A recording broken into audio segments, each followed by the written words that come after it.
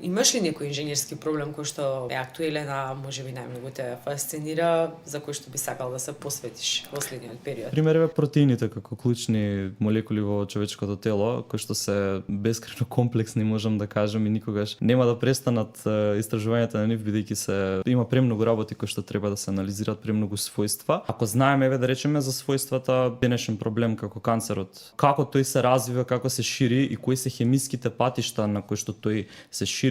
Нобеловата награда оваа година ја добија програмери за хемија. Со помош на вештачката интелигенција почнаа да работат како хемичари и дури да добијат Нобеловата награда за анализа на протеини преку вештачка интелигенција. Традиционално сме имали инженери, и тоа големи инженери, меѓутоа од повеќе причини, меѓу другото и тоа што хемијата е доста скапа наука, не беше толку лесно. Меѓутоа кога се работи со љубов, тоа што го сакам, љубовта на хемијата ми се роди одамна. Јас всушност имав љубов кон биологијата, основно бидејќи ја разбирав биологијата, а хемијата не ја разбирав, тоа беше клучната разлика. Демонстратор сум по физичка хемија. Секогаш кога нешто им предавам на студентите, гледам да им објаснам зошто им го предавам тоа и зашто е тоа важно. Здраво и добро дојдовте во уште еден Сител подкаст со мене, Мими, и во ова денешно издание ќе зборуваме за инспиративни приказни на младите, за нивните успешни приказни, но и достигнувања. Мој гостин во студиото е Кирил Христовски од Природно-математичкиот факултет. Кирил, добре дојде. Ви благодарам на поканата, мило ми е што сум гостин во Сител подкаст. Не сакав многу да нагласувам во самата најава за што ќе зборуваме, зошто си овде, но ќе почнеме веднаш со едно големо признание кое што тебе ти беше дадено, кое што го доби не од било кого во државата, туку од самата претседателка на државата. Се работи за инженерски прстен.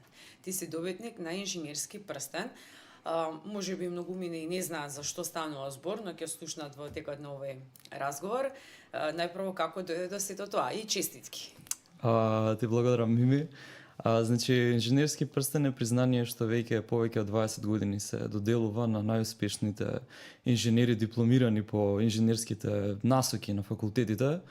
Јас бев добитник од Природно-математичкиот факултет, бидејќи завршив на насока примената хемија, која што е инженерски смер, па така како најдобро дипломиран студент на една инженерска насока, го добив признанието, како што кажавте, од претседателката на државата.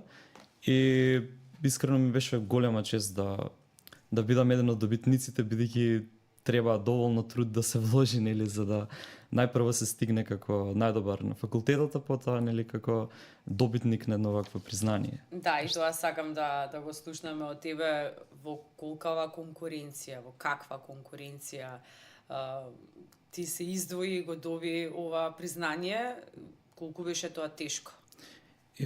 Значи, колку го очекуваш, еве? Прво, искрено, мислам дека на почетокот, кога се запишав на студиите, воопшто не помислував на некои признанија.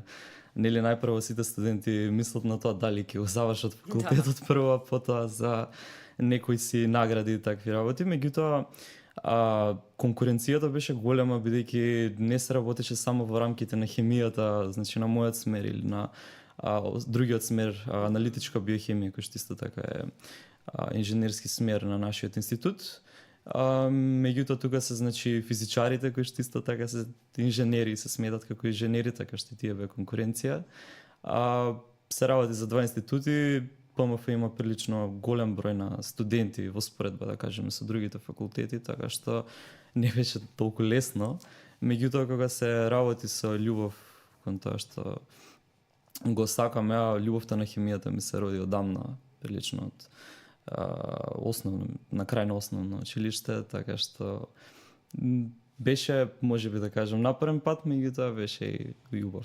Наистина една круна, што би се рекло на целото твое образование и посветеност кон хемијата конкретно. Во обраќањето на претседателката при доделувањето, нели, свечено на инженерскиот прстен, беше кажано дека инженерите се двигатели на светот. Сега, ова е вака една убава порака да се слушна, на колку ти се согласуваш со сето ова и како се гледаш себе си во сето ова? Се согласувам целосно и мислам дека на државата се потребни многу повеќе инженери, особено во областа на хемијата. па и би рекол и физиката тука би ја вклучил, бидејќи традиционално сме имали инженери и тоа големи инженери, меѓутоа од повеќе причини, меѓу другото и тоа што хемијата е доста скапа наука и бара доста средства за да може да се реализираат некакви продукти, да се пуштат на продажба, да имаме некои македонски, да речам, производи од областа на хемијата, како можеби батерии ќе спомнам или креми, ако сакаме да се бавиме со козметика, бидејќи ние имаме особено онака широк обем на можности околу тоа што можеме да работиме како инженери, што да произведуваме, што да дизајнираме. Меѓу другото и во науката да се вклучиме како истражувачи. Така што навистина беше добро праката од претседателката, бидејќи ние сме двигатели и секоја држава треба да има своји инженери. Не би обстоила ако нели замислите да немавме архитекти на пример, кои исто така се добитници на признание, како би изгледала таа држава, нели. Така што баш ми е мило што им се дава значење, што ни дава мотивација да работиме понатаму, да бидеме храбри, особено бидејќи кога се започнува во инженерската професија секогаш има многу несигурности околу тоа дали ќе успееме најпрво, нели. Почетоците се секогаш најтешки, па често сум приметил дека студентите дури по завршување повеќе се насочуваат да работат на некој веќе постоечко место, отколку да навлезат во таа креативна работа, да создадат нешто, да ги употребат своите вештини кои што ги стекнале во текот на студиите, како и креативната мисла за да создадат нешто што е македонско на нашиот пазар. Уникатно, да, иновативно. Прво би сакала да слушнам, бидејќи спомена на почетокот некаде на разговоров, дека твојата љубов кон хемијата се раѓа уште во основно. Како е, бе?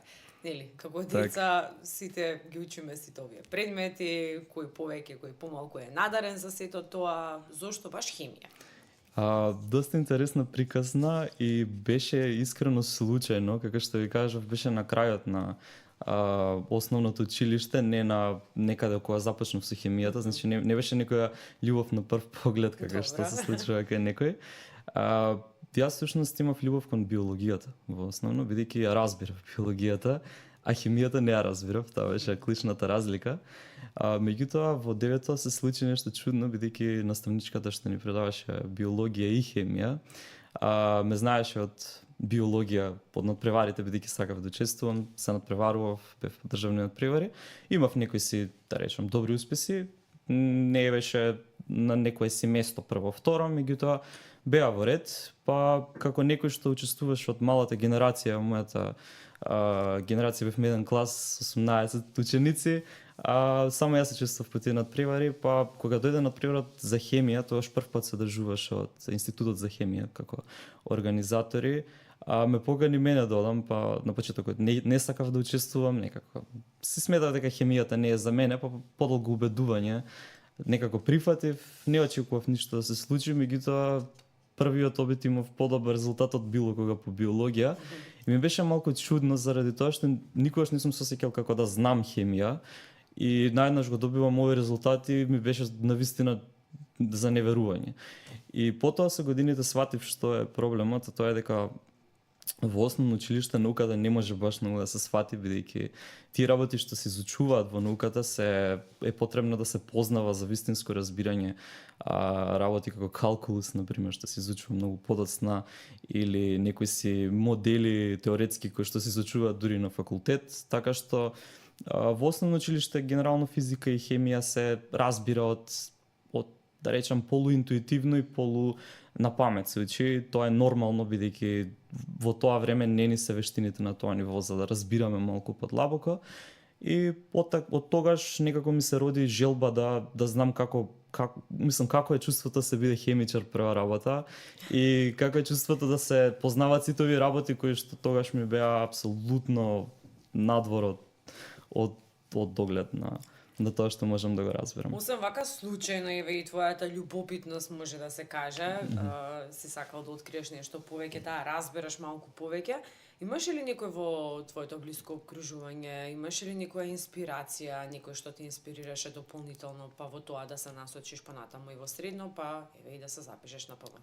Па може да кажам дека најголема мотивација ми беа останатите ученици кои што учествуваа по надпреварите, бидејќи нивната љубов и страст кон хемијата ми беше некако и мене мотивација, бидејќи се чувствував како да се на некој начин мои ривали во тој поглед, не се сеќав сам како да ова нели само мој сон или моја желба, па сам некако пробувам да стигнам до нешто, туку видов дека и други има исто со моите желби и амбиции, да знаат повеќе, да видат каде ќе ги однесе тоа во животот, така една не секојдневна работа, нели да се навлезе во овие работи и ете мислам дека тоа ми беше главната инспирација да кажам да продолжам понатаму, да се трудам.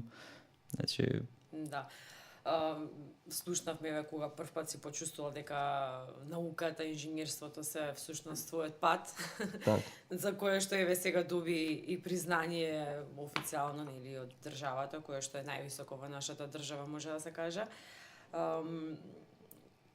Какви потешкоти имаше кон целиот овој процес на образование? Имаше ли нешто што го забележа како млад студент, како човек кој што е посветен на науката и на хемијата, дека можеби недостасува во нашиот систем нешто што би можело да се подобри? Не случајно ова те прашувам, потоа ќе продолжиме за она со кое што сега се занимаваш моментално. Така, значи, ако можам да издвоам една работа која што треба да се подобри со сигурност, тоа е дека повеќе пари треба да влегуваат во науката и тоа го кажувам бидејќи нели споменав дека е скапа наука хемијата. Значи некои од инструментите кои што работиме вредат и до 500.000 на пример евра, значи тоа е само набавната цена, замислите сега и за одржување ако се расипе некој дел па замена, па исто така хемикалиите што се потребни за работа, за анализа, тоа вреди многу пари и значи науката е сега малку така да речем интересна бидејќи не секогаш може државата да кажеме да има некаква придобивка од тоа.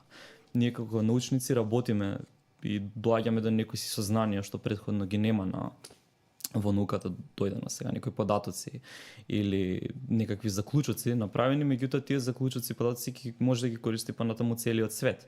Исто така и ние можеме да ги користиме тие податоци од други земји, од други институции, што се многу побогати од нас, што работа со многу повеќе научници во нив.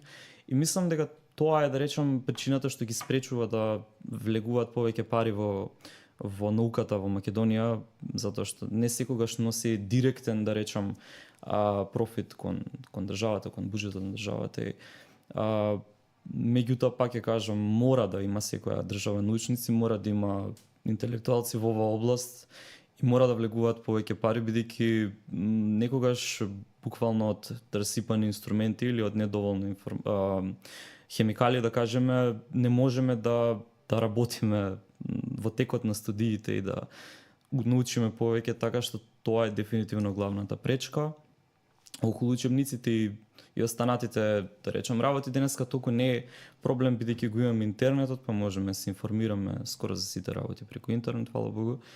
Меѓутоа, како што кажав, на интернет не можеме да работиме практична работа, а за практична работа е потребно да имаме повеќе средства. Добро, значи од аспект на литература и странска литература имате достапност, она што е клучно, па може да се каже во секоја област финансиите. Во моментов работиш како демонстратор на тој факултет каде што всушност дипломираш. Колку еве се обидуваш да го промениш пристапот кон науката, да го доближиш многу повеќе до самите студенти?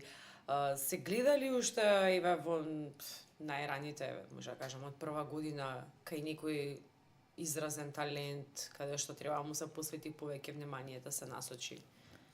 Така, значи да, добро е тоа што има, значи љубопитни научници кои што сакаат да научат повеќе, исто како што сум бил јас во моите студии, тоа ме радува, бидејќи не е, да речеме, од некоја си причина, како на пример гледаат во хемијата пари, па гледаат да ги поминат студиите со некој си низок просек колку да завршат. Значи има дефинитивно љубопитни, талентирани студенти и тоа е особено случај последните неколку години, да речеме последниве 8 години може да кажам, од кога почнаа преварите, што е интересно, бидејќи првпат во историјата, да кажам, од постоењето на Македонија, Добивме прво бронзена медала на светската олимпијада по хемија, потоа година за година бројот на бронзени медали од тим растеше, значи се подобруваа тимовите и за среќа голем дел од тие студенти од тие ученици што учествуваа на тие олимпијади завршија баш на Институтот за хемија, така што тие ми се мои колеги денеска и имаме така при разговор некои си планови за тоа како да се подобрат. Како што ме праша, значи што јас внесувам како некој новитет, пробувам повеќе да ги доближам со тоа што представува да се биде, да речеме, научник, бидејќи научени сме некако од средно да ги учиме работите без да знаеме што со тоа, нели? И често учениците знаат да кажат што ќе ми е да учам хемија или математика, кога ова никако не го применувам до сега. Вреди се да се учи тоа, прво и основно. И битно е кога доаѓаат студенти, секогаш кога нешто предавате, тоа пробувам јас да го направам, пример. Предавам физичка хемија, демонстратор сум по физичка хемија и секогаш кога нешто им предавам на студентите, гледам да им објаснам зошто им го предавам тоа и зашто е тоа важно. Дали некоја скратена постапка, апроксимативна, бидејќи понатаму програмерите користат за програмирање на тие инструменти што ни требаат, дека некои од работите што може би личат како да се повредни, не се до толку вредни, заради тоа што технологијата не функционира по тие аналитички пристапи, туку треба со малку поскратени методи за да компјутерите можат полесно да издржат. Да, и неизбежно е да се праша колку технологијата ви помага во целиот тој процес и колку си ти посветен лично кон научно-истражувачката дејност. Имаш ли време за тоа? Технологијата секако е голема предност, бидејќи особено е тоа, да речеме, привилегија за нашите генерации, да имаме компјутери и да можеме секоја информација што е достапна за науката да дојдеме ние како студенти до неа и да бидеме во текст со актуелните работи. Значи покажувањето на професорите на нашиот институт и некои од пензионераните имаат кажувано дека оделе се до Белград за да земат некакви си книги од библиотеките таму, така што замислете колку време им требало и средства да отидат до Белград, да се вратат, па да прочитаат тоа што ги интересира. А денеска со неколку кликови можеме да стигнеме до тие информации. Навистина е убава работа технологијата што е толку лесно достапна до сега. Еве сега си демонстратор. Каде себе си се гледаш во иднина? Дали на оваа патека во научно-истражувачката дејност, дали можеби во индустријата имаш некоја конкретна желба или некој стартап можеби? Значи немам една конкретна цел, не сум уште сигурен каде сакам да завршам, меѓутоа опциите се тие. Научно-истражувачка работа дефинитивно ми стои како опција, бидејќи тоа сакам да го правам и тоа е потребно во нашата држава, значи нема доволно истражувачи дефинитивно. Дури споредено со претходните генерации години имаме помалку научници кои што активно работат на истражување во хемијата, така што се гледам таму. Но исто така имам и желба во животот да заедно со моите колеги од хемијата да направиме некој си македонски производ преку хемиската индустрија. Конкретно немам некакви идеи, бидејќи треба повеќе фактори влијаат, не е само за желбата, меѓутоа материјали, исто така и правните процедури околу тоа не е исто, нели, лек да се пушти во употреба и да се пушти некаков си продукт кој што го користиме во секојдневието, како што кажав, батерии, значи различни се правните акти околу тоа и не секогаш е можно, значи исто така и материјалите се некогаш поскапи, машините за производство, многу фактори влијаат тука и не можам да кажам со сигурност дека конкретно тоа го сакам, меѓутоа дефинитивно во областа на инженерството или во научно-истражувачката работа. Да, вообичаено и така, нели, стануваат еве стартапите, така настануваат од некој инженерски проблем кој што со кој што вие се соочувате, кој што е ваш предизвик. Имаш ли некој инженерски проблем кој што еве е актуелен, а можеби најмногу те фасцинира, за кој што би сакал да се посветиш во следниот период? Па мене ме интересираат повеќе проблемите од медицината и како хемијата може да допре до медицината. Бидејќи, како што знаеме денес, повеќето диагностички техники, како на пример магнетна резонанца, рентген, тие потекнуваат од физиката всушност и првпат се употребени за анализа на некои физички феномени, а не за човечкото тело, меѓутоа ете се нашле во медицината и тоа со клучна улога во денешно време. Така што би сакал на некои инженерски проблеми од тој тип да се занимавам во иднина, значи ако може некои се истражувања во хемијата што може да дојдат до некакви подобрувања во медицината, тоа би ми било некој тип на сон, да речеме. Од кој аспект, нешто поконкретно, вака да ни откриеш, што Добре. најмногу, би Така. сакал. Например, протеините како клучни молекули во човечкото тело, кои што се бескрено комплексни, можам да кажам, и никогаш нема да престанат истражувањата на нив, бидејќи има премногу работи кои што треба да се анализираат, премногу својства. Би сакал знаењето од физичка хемија да ги подобрам и со тоа да учествувам во анализа на протеините, па понатаму тие податоци кои што се добиени од тие анализи да ги употребат докторите како некаква си предзнаење кои што можат да го искористат во дизајнирање на лекови понатаму. Бидејќи тие информации се многу важни. Имаме некои протеини во телото, иако човечкото тело е лимитирано, нели, има одреден број на компоненти во него, сепак не ни се сите познати. Има протеини кои што не се целосно истражени, не им се знае целосниот состав, не им се знае терцијарната структура и ние сме тука тоа да го проучиме и да го дознаеме, бидејќи понатаму без тие информации не може да се дизајнираат лекови, не може да се мисли на тоа како да се реши проблемот, ако е нешто поврзано со тој протеин, некаква болест или. Имаш ли нешто вака конкретно да ни потенцираш, бидејќи вака генерално кога се слуша се тоа јасно ни е од прилика на нас кои што не сме насочени во науката и во оваа област, но еве нешто конкретно што би значило тоа како од аспект на некој пациент или на некој човек кој што се соочува со каква некоја можеби болест или потешкотија или нешто што би го поттикнало подобрувањето на неговото здравје. Еве, например, некој пример. Може да знам дека е комплексно. Да. Баш е комплексно бидејќи различни, да речеме, проблеми во медицината имаат различни пристапи како се решат прво. Значи, како што знаете, има некои проблеми што повеќе се насочува да се решат со физички постапки, како на пример гама нож, на пример, што не е хемиска постапка во конкретниот пример, или некои оперативни хируршки кои што пак се поврзани повеќе можеби со физика, па физичарите треба да направат подобра апаратура, по микроапаратура или по денешно време наноапаратура за помалку да се оштетуваат ткивата при вршење на операциите.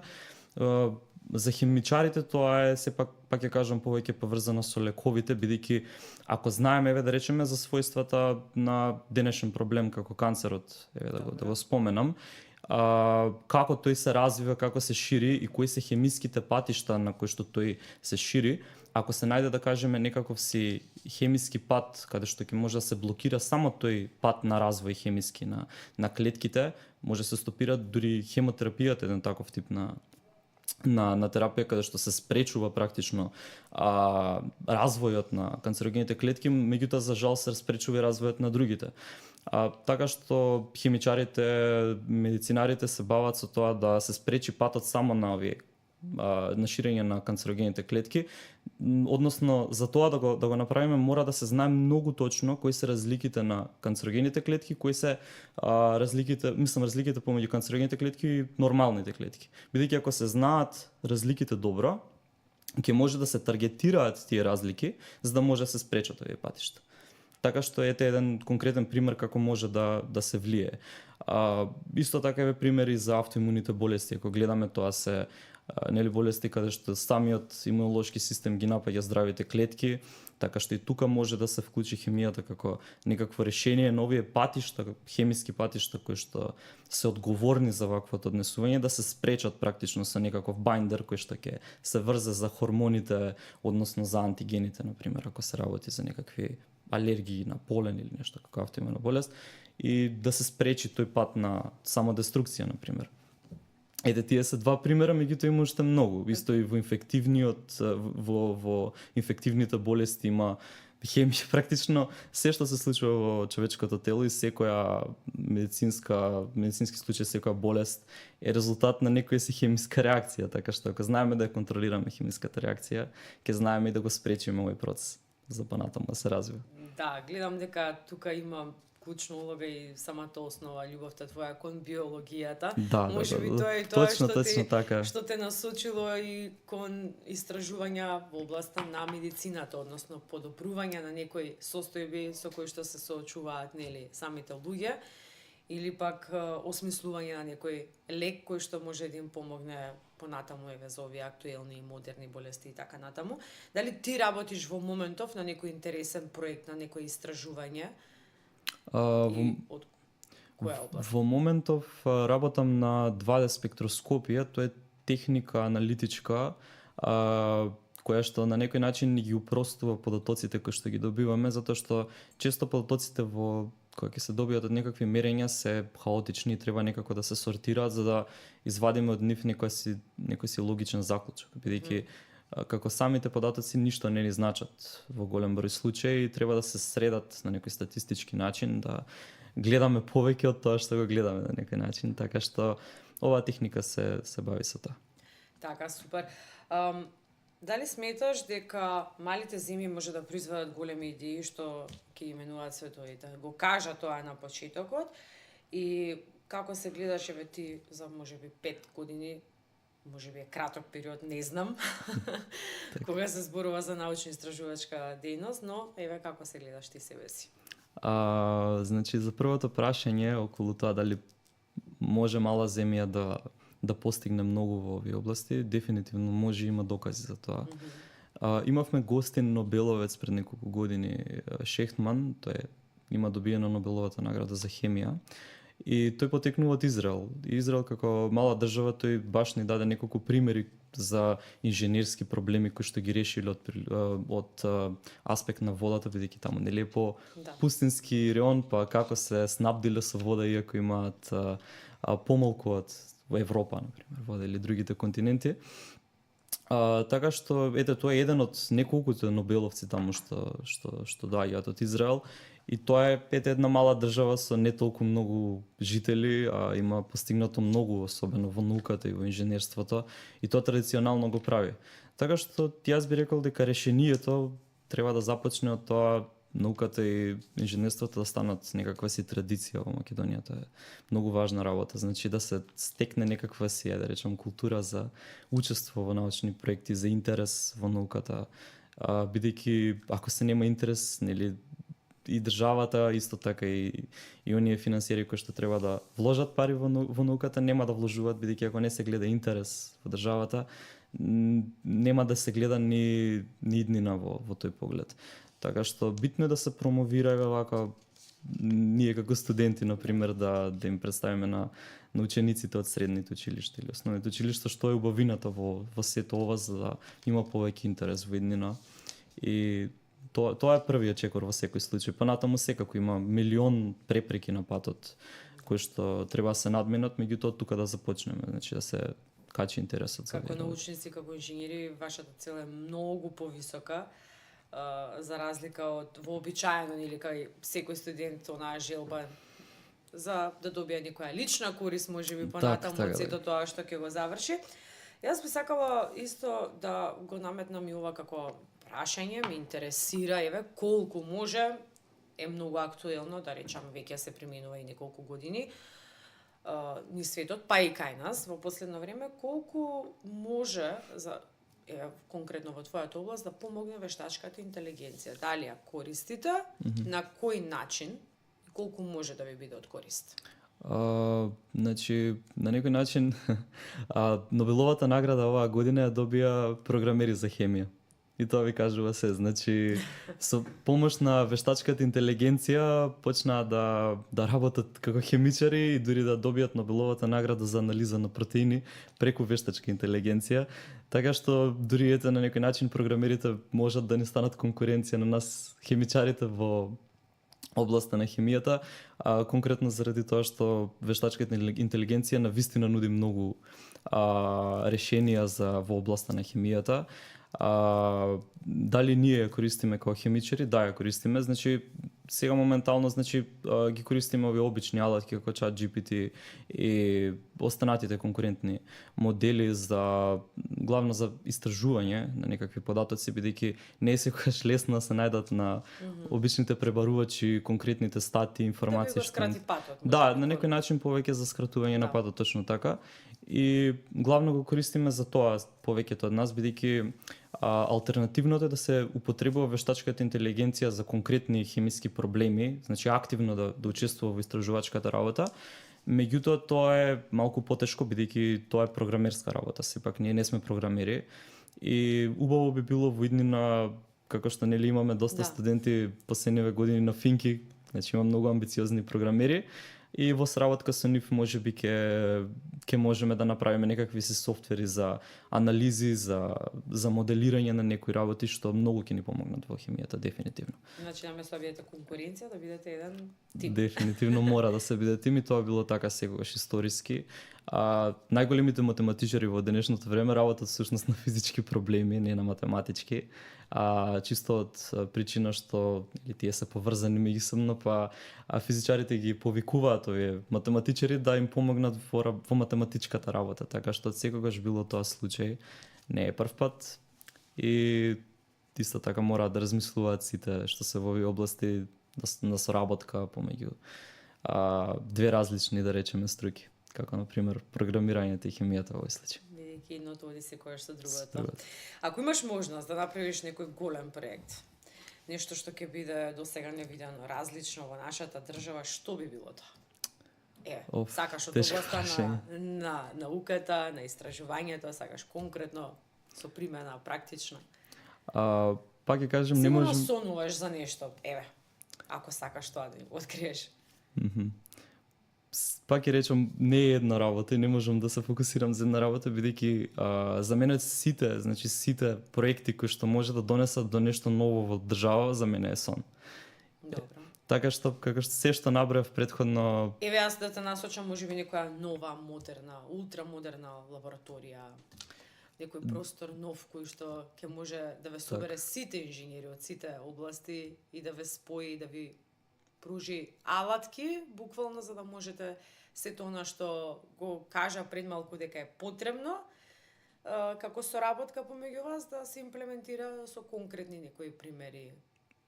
Така, убав пример е тоа, бидејќи навистина ни фалат лаборатории во нашата држава, особено модерни лаборатории, и би било убаво ако се започне некој проект да се изгради модерна лабораторија со стандардите како што има во развиените држави во светот. И тоа е стварно добра идеја, не сум помислил на тоа, меѓутоа дефинитивно лаборатории ни требаат, бидејќи моментално лабораториите што се на Институт за хемија се доста стари, изградени се мислам дека 60-тите или 70-тите и се уште се во состојбот како што станале тогаш, со некои си мали реновирања на зидовите и останатите работи што не се хемиската апаратура, меѓутоа дефинитивно е потребно да се модернизираат лабораториите. Тоа е за основна работа и за основните потреби на студентите, особено тоа е многу важно.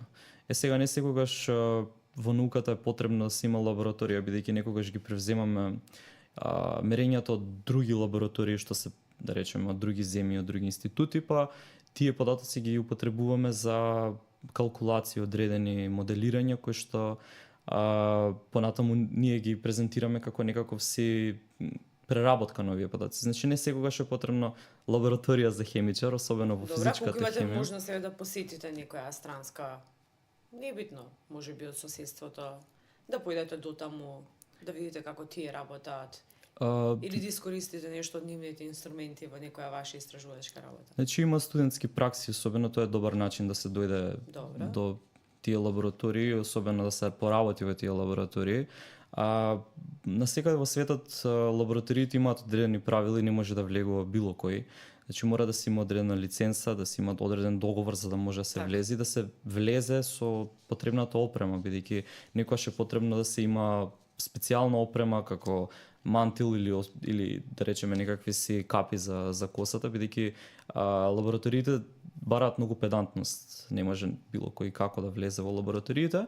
Меѓутоа, како Задоволен што си, кажа, Кирил, како студент сега, како демонстратор, како млад човек кој што е посветен на сето ова од соработката на нашиот универзитет со останатите во регионот, еве, не мора подалеку или па од Европа? искрено сум задоволен, бидејќи имаме соработка со повеќе универзитети, што ни даваат практично пристап до некои инструменти што ги нема никаде во државата, не само на универзитетот.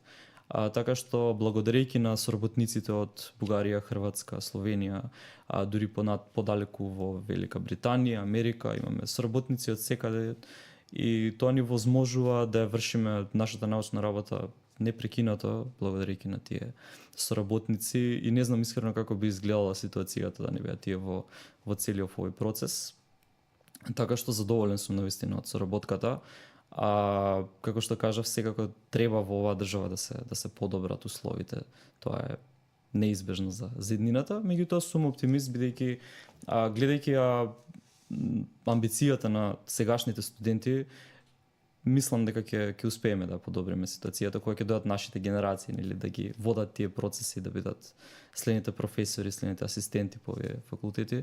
Мислам дека ќе има доста. Мислам дека не го заобиколи, но не ми го одговори прашањето каде се гледаш себе си за 5 години, која би била твојата порака до твојата генерација, но и за сите следни кои што доаѓаат, зошто треба да се посветат и да се насочат кон науката? Значи, за 5 години се гледам веќе со некако си да речеме проекти позади себе, бидејќи сега се уште немам објавен научен труд, би сакал да поработам во областа на науката во рамки на Институтот за хемија.